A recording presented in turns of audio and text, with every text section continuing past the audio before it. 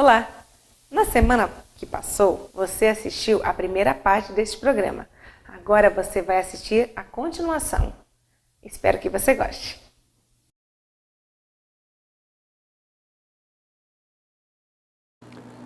Em Êxodo capítulo 15, a partir do verso 22, nós vamos ler do verso 22 ao verso 27. Êxodo capítulo 15, do verso 22 ao verso 27. Queria que a igreja se levantasse mais uma vez, para que nós possamos ler a palavra do Senhor. E na sequência nós vamos estar orando, e os irmãos podem se assentar. Diz assim então a palavra do Senhor em Êxodo 15, verso 22. Depois Moisés conduziu Israel desde o Mar Vermelho até o deserto de Sur. Durante 3 dias caminharam no deserto sem encontrar água. Então chegaram a Mara, mas não puderam beber das águas de lá, porque eram amargas. Esta é a razão porque o lugar chama-se Mara. E o povo começou a reclamar a Moisés, dizendo: que beberemos? Moisés chamou ao Senhor, e este lhe indicou um arbusto. Ele o lançou na água, e esta se tornou boa. Em Mara, o Senhor lhes deu leis e ordenanças, e os colocou à prova, dizendo-lhes: se vocês derem atenção ao Senhor, o seu Deus, e fizerem o que ele aprova, se derem ouvidos aos seus mandamentos e obedecerem a todos os seus decretos, não trarei sobre vocês nenhuma das doenças que eu trouxe sobre os egípcios, pois eu sou o Senhor que os cura. Depois chegaram a Elim, onde havia 12 fontes de água e 70 palmeiras, e acamparam junto àquelas águas. Amém? Vamos orar. Senhor Deus, Pai, nós queremos mais uma vez, Senhor, invocar a Tua presença para este momento do culto, Senhor, que é o momento da palavra, Senhor. Sabemos que o Senhor já tem falado com seus filhos essa noite, por meio do louvor, por meio da ministração, mas também cremos que o Senhor tem algo mais para todos aqui essa noite. A Sua palavra ainda não se completou, e ela continuará, Senhor, fazendo efeito na vida dos seus filhos nessa noite, Pai. Queremos lhe agradecer por tudo e desde já repreender o espírito devorador da palavra, todo espírito perturbador, espírito de distração, Pai, possamos estar focados e concentrados naquilo que o Senhor tem para cada um de nós essa noite. Oramos agradecidos em nome de Jesus, amém e amém. Amém, queridos? Podemos assentar.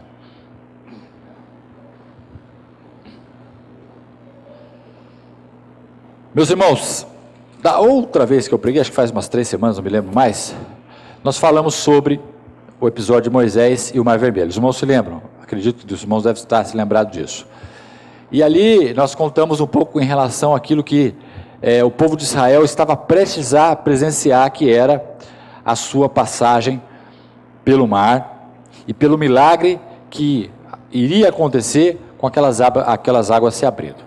Falei para os irmãos na ocasião que foi um dos maiores milagres que a Bíblia relata, pelo tamanho do movimento natural em que o milagre teve necessidade de acontecer. Ou seja, houveram coisas maravilhosas acontecendo para que aquilo pudesse de fato se realizar. Mas, depois que eles acabaram de atravessar o mar, começou uma nova jornada. Na verdade, ali não foi o fim, mas sim o começo de uma outra caminhada com o Senhor. Uma caminhada que antes estava ligada ao Egito como nação e à escravidão do povo. Um povo que não tinha autonomia, que trabalhava por nada, que não tinha nenhum tipo de liberdade para poder ser um povo realmente, e que Deus libertou através de um milagre, de vários milagres que a Bíblia relata, além do Mar Vermelho, as 10 pragas, mas que quando eles acabam de atravessar, se os irmãos forem depois dar uma olhada aqui em Êxodo, existe um cântico de Moisés no capítulo 15, inteiro quase, que mostra exatamente a alegria daquele povo. E na cabeça deles, querido,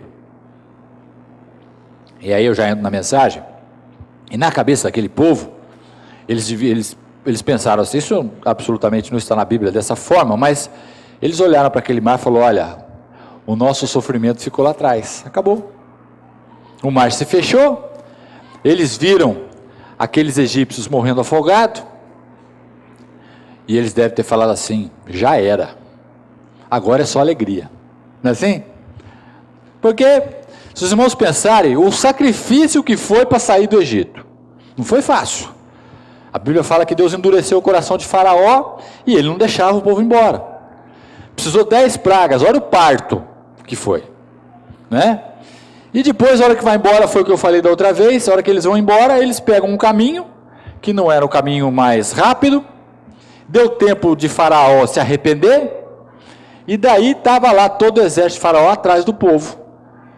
E nos 45 minutos do segundo tempo, o mar abre, e o povo atravessa, depois fecha, e aí a hora que aquele negócio fecha, eles falaram assim: olha, agora acabou o sofrimento, né?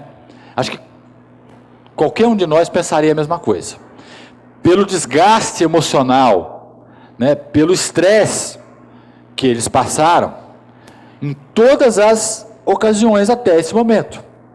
Mas, e aí, eu dou uma risadinha porque os pensamentos de Deus não são os nossos, mas não foi bem assim. A hora que eles acabam de ver as águas se fechando, e aí eles começam a comemorar, eles dançam e tal, aquela alegria toda, né? Não vamos mais sofrer. Chega aqui no verso 22, um pouquinho depois aí, Moisés, o cântico de Moisés acaba no 18, né? Teve 1, 2, 3 versículos a mais do cântico de Moisés, que aí a irmã dele, Miriam, também dança lá e tal, e tem umas palavras dela aqui antes. Já começa de novo a mesma história. E aí a gente começa a pensar, caramba, mas por que Deus faz essas coisas com a gente, né? A gente começa a interrogar Deus, falar, por que essas coisas acontecem na nossa vida? Ou na vida desse povo, você pode estar falando na sua também. E aí o que acontece? 3 versículos depois, eles estão no deserto de Sur, como fala aqui no verso 22, andaram um pouquinho. Durante 3 dias eles caminharam, como fala no verso 22, e não encontraram água. No deserto. Veja como não é fácil. 3 dias e não encontraram água. E aí veio o primeiro problema: como é que a gente vai sobreviver num deserto, um calor escaldante, não tem sombra, se não tem água para beber? Acabamos de sair do mar, que tem um monte de água, mas é salgada. Não adianta, não dá para beber água salgada. E aí Deus nos coloca no caminho desse deserto aqui para dentro dele, rumo para onde a gente não sabe, os israelitas falando, né? A gente não sabe para onde, e não tem água. Como é que vai fazer? Vai começar uma nova história, uma nova jornada, que é o povo de Israel liberto da escravidão, mas num deserto, aonde eles iam ser sustentados por Deus. Só que eles não sabiam disso. Provavelmente eles acharam que a hora que eles entrassem no deserto, sei lá, a terra prometida já estava na frente deles, pronta, com água, com palmeiras, sei lá, de repente até com casa, tudo prontinho, só para eles entrarem e morarem. Mas não é assim, queridos. A vida que Deus tem para nós não é uma vida pronta, é uma vida que tem que ser construída e tem que ser conquistada. Não é uma vida fácil a vida do cristão. Eu estaria falando um engano para os irmãos se eu falasse para os irmãos que os irmãos estão no caminho mais fácil que existe na terra. Pelo contrário, o caminho do cristão é um caminho de luta, é um caminho de dificuldade, é um caminho que você tem que enfrentar um inimigo por dia, ou a cada hora, se você quiser. Mas é o único caminho que te dá a esperança da vida eterna, onde o pai do nosso irmão David está, onde a minha mãe está. É o único caminho que dá como recompensa a vida eterna, ou como fala a Bíblia, a coroa da vida. É o único. Mas a Bíblia também, ela nos mostra, e a gente vai ver nessa passagem aqui, que nós lemos, que a nossa vida, apesar das dificuldades que nós temos, e eu vou explicar por que nós temos dificuldades, ela é a única maneira de se viver com paz. Parece que não tem lógica isso que eu estou falando, né? Mas você está falando que a vida cristã é uma vida difícil, e como é que você fala que a gente tem paz? Vida eterna até a gente pode entender, porque se você confia no Senhor, no dia que Ele te chamar, você vai estar com Ele na eternidade. Amém. Que seu sofrimento ficou para trás. Tranquilo. Não importa quantos anos você vai, quantos anos eu vou, importa que a gente vai. O dia a gente não sabe, mas a gente vai. Mas, como é que a gente pode ter paz no momento de dificuldade, no momento de luta? Se nós temos mais dificuldades que aquele que está lá fora. Isso é uma coisa que a Bíblia nos garante. Nós temos paz acima de qualquer dificuldade. A gente dorme, ou você deveria dormir, mesmo que você esteja passando por problema, porque a Bíblia me dá esse direito de ter paz. É um direito que eu tenho, de ter paz no meio da crise, no meio da dificuldade. Só se você não quiser ter esta recompensa da sua vida com Deus, mas é um direito nosso, daquilo que a Bíblia fala da minha vida e da sua. Mas muito bem, então esse povo acaba de sair lá do Mar Vermelho, aquela maravilha toda, tal, canta, 3 versículos depois, cadê água? Andaram 3 dias e não acha água. E aí, o que aconteceu? Eles chegaram num lugar chamado Mara, que significa água amarga, por isso que chamou-se Mara aquele lugar, que fala o verso 23, então chegaram a Mara, depois de 3 dias de caminhada, mas não puderam beber das águas de lá, porque eram amargas, era uma fonte, mas era uma fonte que dava água salobra, água amarga, não tinha condição de beber.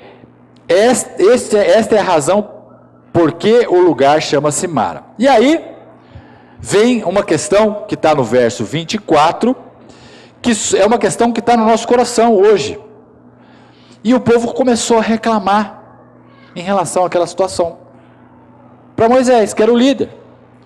Então eles foram libertos, eles viram o milagre do Senhor, saíram de um estresse tremendo, relaxaram. Quando eles saíram, cantaram e comemoraram e tal, depois começaram a andar. Dali para frente vai ser tudo diferente na cabeça deles. E daqui a pouco não tem água para beber. E a hora que eles chegam numa fonte, essa fonte se mostra incapaz de saciar a sede deles, porque a água era ruim. E eles não tinham para onde correr. E foram reclamar com Moisés. E aqui eu vou fazer um parênteses, queridos, eu vou parar a minha mensagem aqui. Cada um de nós estava no Egito antes de estarmos na casa do Senhor, ou de estarmos vivendo o Evangelho de Cristo. O Egito era a nossa habitação. Nós éramos escravos do pecado. Nós não tínhamos direito sobre a nossa própria vida, mas a mídia tinha direito, as pessoas tinham direito. Nós não tínhamos bom senso daquilo que é certo e errado. A gente fazia o que todas as pessoas faziam. Ou você fazia aquilo que você achava que era certo para você, que de repente podia ser errado para Deus. Mas o seu princípio de vida era norteado por pessoas, pela mídia, pela sociedade, sei lá, pela religião, por qualquer coisa, menos o Evangelho. E a recompensa por essa sua vida era uma vida eterna sem Deus. Aí você vem, conhece a Cristo, não importa de que maneira, aceita a palavra do Senhor, de repente uma vida, como a grande maioria daqui, se eu fizer uma enquete aqui, se pedir para os irmãos levantarem a mão, quantas pessoas vieram para Cristo no sofrimento? Quase que todos vêm.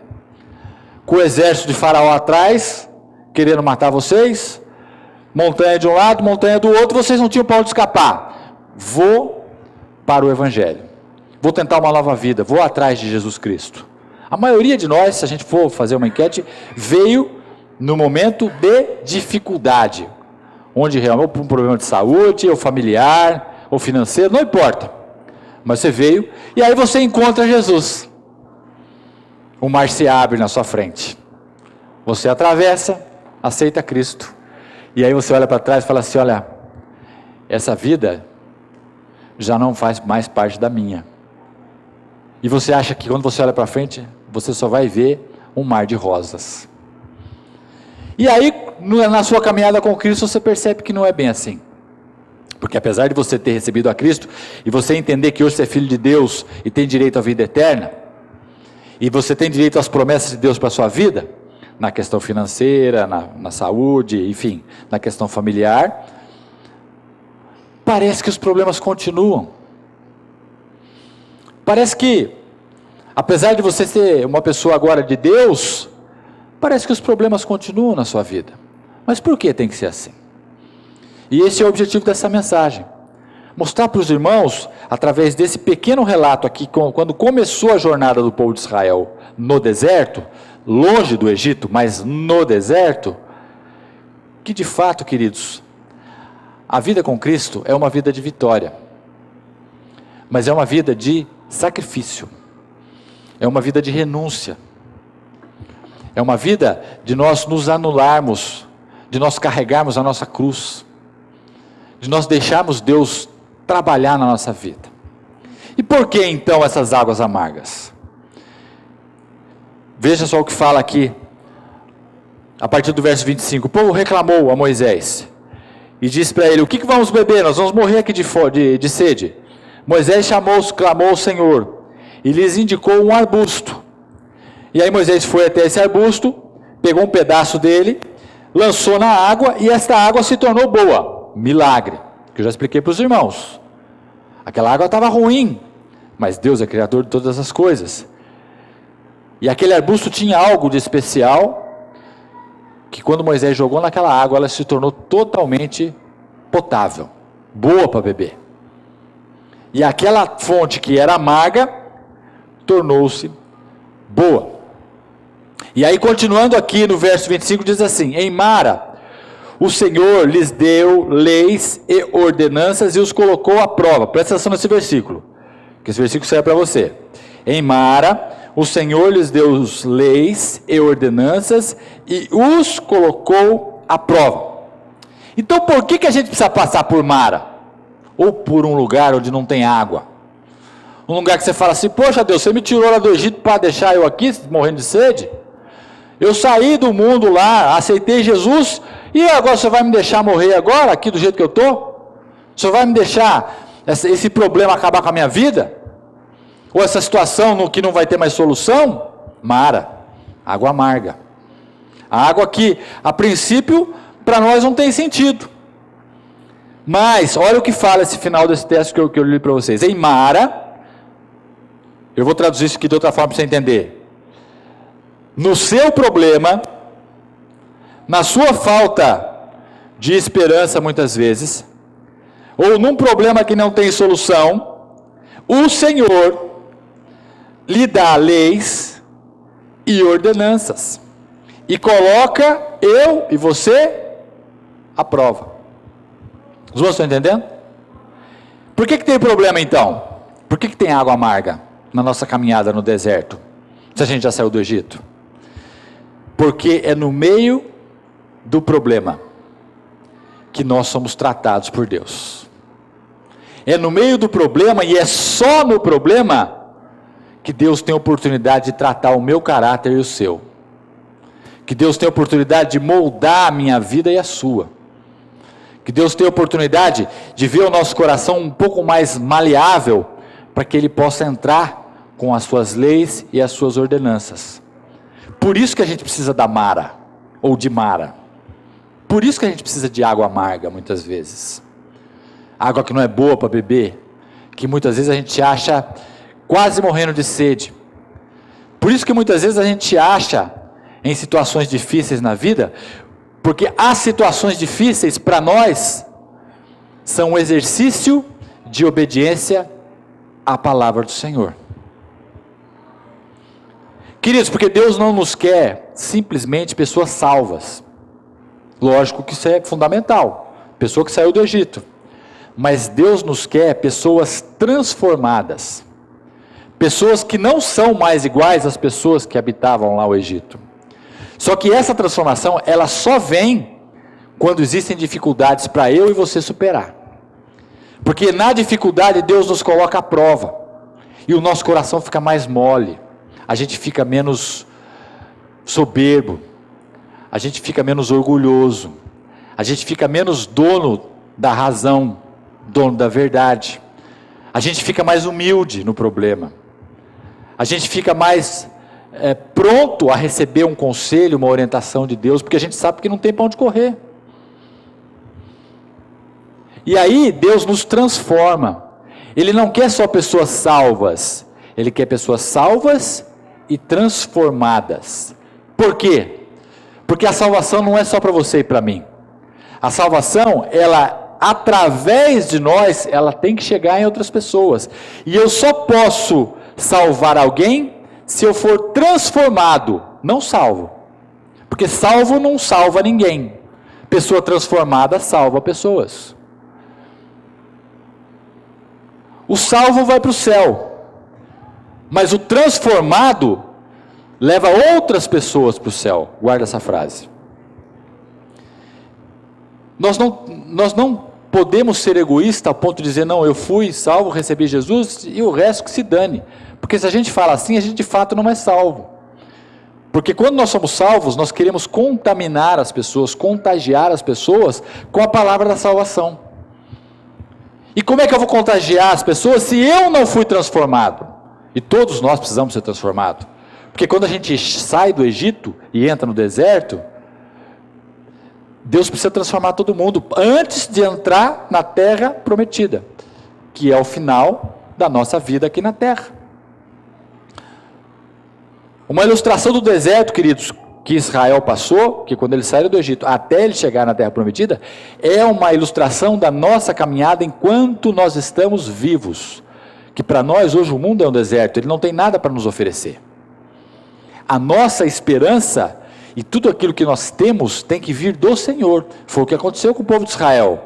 Eles não tinham, eles olhavam para um lado, areia. Olhavam para o outro, pedra. Olhavam para frente, nenhuma árvore. Para trás, mar. Nada. Aquela terra não tinha nada para oferecer para eles. Mas é no deserto que Deus transforma a nossa vida. Porque a nossa dependência tem que ser dele. Não tem água, Deus dá água. Não tem comida, que a gente vai ver depois, uma outra oportunidade, Deus dá comida. Não tem carne, Deus dá carne. Deus nos sustenta no deserto. E por que Ele quer nos sustentar? Porque Ele quer que nós sejamos dependentes dEle, porque só assim Ele consegue transformar a nossa vida. Só assim Ele consegue fazer de nós pessoas salvas, pessoas que vão salvar outros. Pessoas que, pela sua transformação de vida, vão contagiar outras pessoas para elas também serem salvas. Então o que a gente recebe não é só nosso. O que a gente recebe, Deus, Ele quer que nós compartilhemos. E a gente só pode compartilhar se nós formos transformados. E a forma que Deus tem para nos transformar, isso não é porque Deus escolhe, não. Deus não quer que você passe por problema, nem eu. Para Ele queria que nós tivéssemos uma vida abençoada a partir do momento que a gente sai do Egito. Mas a nossa natureza é muito má. E nós não permitimos e não damos esta moleza para Deus. Por isso que Ele usa as dificuldades que muitas vezes nós mesmos criamos para a nossa vida para nos transformar. Então o que eu falei para os irmãos queridos, a vida no Evangelho, ela não é uma vida fácil, porque eu tenho que matar minha carne todo dia. Eu tenho que carregar minha cruz, como Jesus Cristo falou. Eu tenho que negar minha natureza. Eu tenho que dizer não para o pecado. É uma vida de conflito. Não é uma vida fácil, assim como não foi uma vida fácil quando o povo de Israel entrou no deserto. Mas é uma vida de vitória. É uma vida que vai te levar para a eternidade. É uma vida que você vai ver os milagres de Deus na sua vida. É uma vida que você vai ver Deus te sustentando no momento que você não tem para onde socorrer. É uma vida que você vai ter de libertação, que muitas vezes de coisas que estão te escravizando ainda, que ainda te prendem no Egito. É uma vida que você vai ver pessoas se rendendo a Jesus através da sua transformação. Isso não tem preço, queridos. Porque a única coisa que nós levamos para a eternidade é aquilo que nós fazemos para o Senhor. São as vidas que são transformadas através da nossa transformação. São as vidas que são salvas a partir da nossa transformação. São as vidas que são salvas a partir do meu exemplo de vida, do seu exemplo de vida. E eu só posso dar exemplo de vida se eu passo por Mara. Se eu passo pela água amarga. Se eu passo pela dificuldade. Ainda não acabou. Na próxima semana, você vai assistir a continuação deste programa. Até lá!